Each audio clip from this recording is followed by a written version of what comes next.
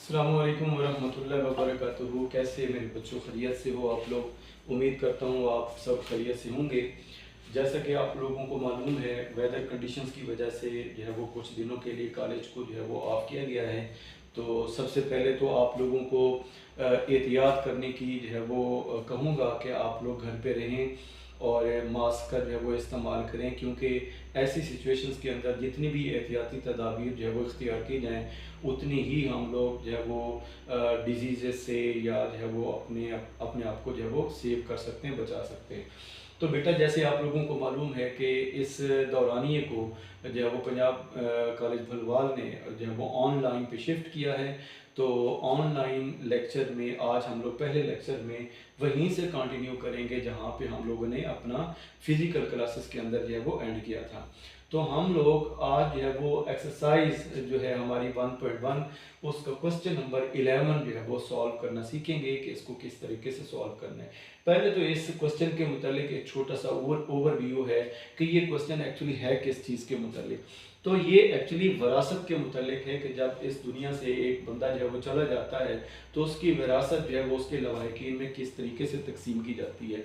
इस क्वेश्चन में जो है वो हम लोग ये सीखेंगे कि अगर एक जो है वो विडो, एक जो वाइफ जो उसकी जो है वो विरासत में उसके लवाहिकीन में से है, अगर उसकी जो है वो वाइफ और उसके बच्चे हों तो उसमें उनको जो है वो किस तरीके से तकसीम किया जाएगा। तो बेटा, यहाँ पे सबसे पहले तो हम ये जो है वो आप लोगों को बताता चलूँ कि हम लोग जब तकसीम करेंगे विरासत को तो उसमें अगर उसके बच्चे और वाइफ हों तो जो वाइफ है उसको 8वां हिस्सा जो है वो दिया जाएगा उसकी विरासत में से। और जो उसके बच्चों में अगर उसका बेटा हो तो बेटे को जो है वो, अगर एक बेटा होगा तो उसको 2/5 जो है वो पार्ट, यानी जो है वो 2/5 जो हिस्सा है वो उसकी विरासत में से उसको जो है वो दिया जाएगा। और जो उनकी जो बेटियां हैं, अगर उसकी बेटियां हों साथ तो बेटियों को जो है वो 1/3 जो है वो हिस्सा जो है वो उसकी विरासत में से मिलेगा। तो यहाँ पे ज़रा देखिएगा, इसी तरह का माहौल है इस क्वेश्चन नंबर 11 के अंदर कि वो जो पर्सन है वो जो अपनी विरासत में टोटल अमाउंट छोड़ गया है वो तकरीबन 400,000 है, ठीक है। और उसकी एक जो है वो वाइफ है, 3 बेटियां हैं और एक बेटा है। इसमें उसकी जो है वो टोटल अमाउंट को क्या किया जाएगा, तकसीम किया जाएगा। और जैसे कि मैंने अभी आप लोगों को बोला कि जो वाइफ है उसको जो है वो 8वां हिस्सा मिलेगा। तो अगर हम लोग 400,000 का 8वां हिस्सा निकालें तो वो 50,000 बनता है। यानी उसकी वाइफ को 400,000 में से जो है वो 50,000 मिलेंगे। और इससे जो उसकी रिमेनिंग अमाउंट बनती है वो तकरीबन 3,50,000 है। यानी 350,000 रिमेनिंग जो है वो इसकी अमाउंट होगी जो कि उसके बच्चों में तकसीम की जाएगी। अभी हम लोगों ने ये देखा कि जो है वो उसके बेटे को जो हिस्सा मिलेगा वो 2/5 पार्ट मिलेगा, उसकी जो रिमेनिंग अमाउंट होगी। तो रिमेनिंग अमाउंट पे 2/5 जो अमाउंट बनती है वो तकरीबन 1,40,000 बनती है, ठीक है। यानी 140,000 रुपीज़ जो है वो किसको मिलेंगे, बेटे को मिलेंगे। फिर इसी तरीके से हम लोग उसकी रिमेनिंग अमाउंट निकालेंगे।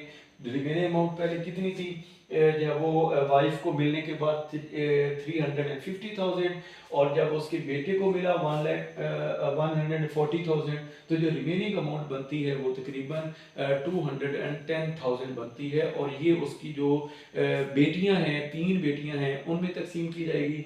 तो बेटियों में जो तकसीम किया जाएगा तो उन हर बेटी का जो हिस्सा बनता है वो 3rd पार्ट बनता है। 1/3 हिस्सा जो है वो बेटी को मिलेगा। तो 210,000 रुपीज़ में 1/3 पार्ट जो बनता है वो तकरीबन 70,000 बनता है।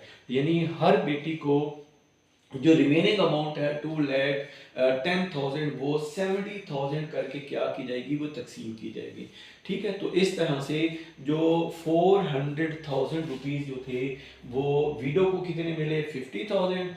और जो रिमेनिंग अमाउंट होगी उस पे जो बेटा है उसको कितने मिलेंगे, 1,40,000 रुपीज़ मिलेंगे। और जो बेटियां हैं हर बेटी को कितने रुपीस मिलेंगे, वो 70,000 मिलेंगे। अगर हम इसको टोटल करें 70,000 प्लस 70,000 प्लस 70,000 1,40,000 और 50,000, तो वो टोटल कितनी अमाउंट बनती है, वो 400,000 रुपीज़ बनती है।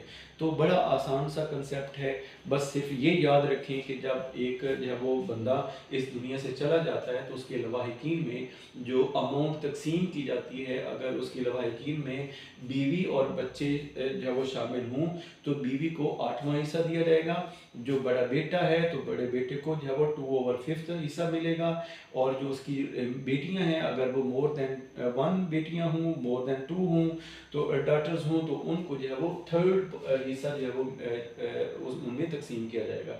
ठीक है, इसी तरह का एक जो है वो 2 क्वेश्चंस हैं, पेज नंबर 11-12 पे मौजूद हैं, एग्जांपल्स हैं, सॉल्व्ड हैं। आप लोगों ने इनको जो है वो अच्छे से रीड करना है, वो जो है वो उनको किस तरीके से उन्होंने सॉल्व किया है, उनके बेटों और उनकी जो है वो बीवी में उनको किस तरीके से तकसीम किया है, आपने उनको रीड करने के बाद उनको जो है वो राइट करना है और असाइनमेंट के तौर पर मुझे ये चेक करवानी है और मुझे साथ बताना है कि आप लोगों को इस क्वेश्चन की समझ आई है या नहीं आई, और उनके अंदर जो भी आप लोगों को कन्फ्यूजन हो वो आप लोगों ने मेरे से ज़रूर डिस्कस करनी है। ठीक हो गया, उम्मीद है आप लोगों को समझ आ गई होगी। इंशाल्लाह मिलते हैं जी नेक्स्ट लेक्चर के लिए।